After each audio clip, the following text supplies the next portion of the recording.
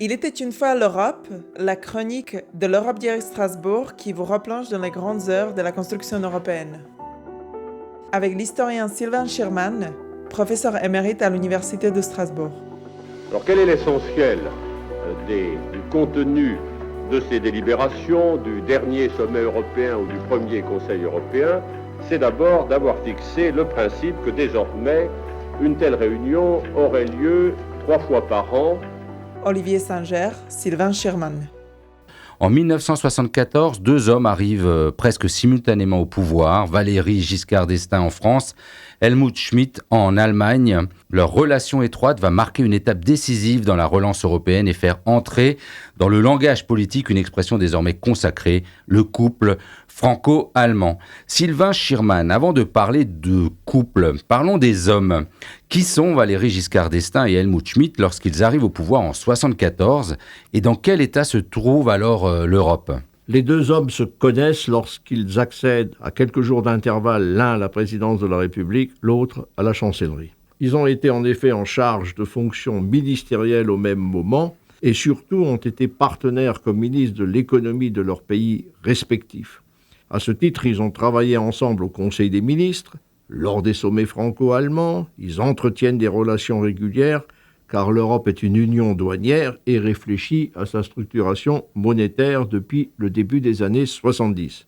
Ils sont arrivés au pouvoir dans des circonstances particulières, décès du président Pompidou pour Giscard et démission du chancelier Brandt pour Helmut Schmidt.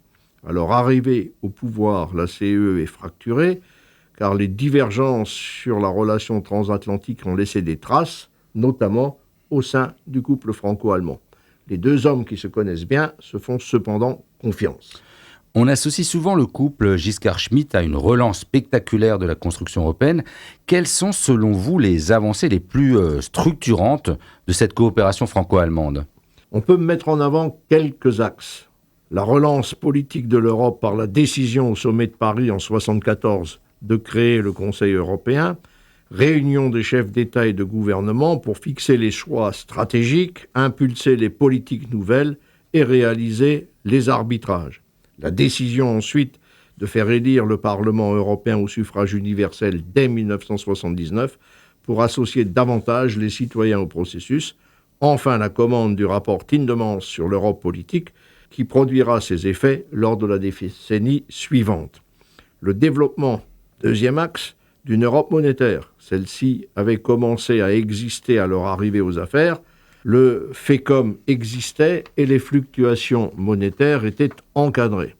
Il parachève ce dispositif en créant une unité de compte commune, l'ECU, qui dorénavant fait figure de référence et permet de définir la valeur des monnaies par rapport à cet étalon. Comme également l'intervention plus drastique du FECOM lors des fluctuations monétaires.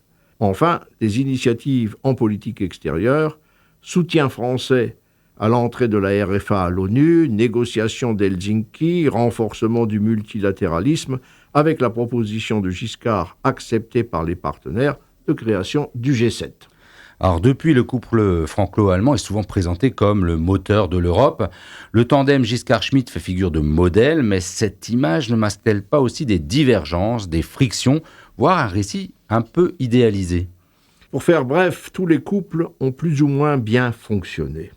La bonne relation personnelle et l'appétence des deux hommes pour les questions économiques et monétaires ont éclipsé leurs divergences. Elles existent sur les relations transatlantiques, l'attitude envers Moscou, le soutien à la dissidence dans les démocraties populaires, sur l'énergie. Il y a également des inquiétudes allemandes sur la réalité économique et monétaire de la France, française sur le risque d'une Europe Deutschmark. Cela est partie prenante d'une relation franco-allemande et au-delà d'une relation européenne. Alors le couple franco-allemand Giscard-Schmidt n'a pas tout résolu, mais il a redonné une impulsion politique à une Europe en panne. La semaine prochaine, nous quitterons l'Europe communautaire pour l'Europe de la sécurité avec un moment clé de la détente Est-Ouest, Helsinki et la naissance de la conférence sur la sécurité et la coopération en Europe. N'hésitez pas à vous abonner sur la plateforme d'écoute de votre choix pour ne manquer aucun épisode et à laisser un commentaire ou une étoile si ce podcast vous a plu.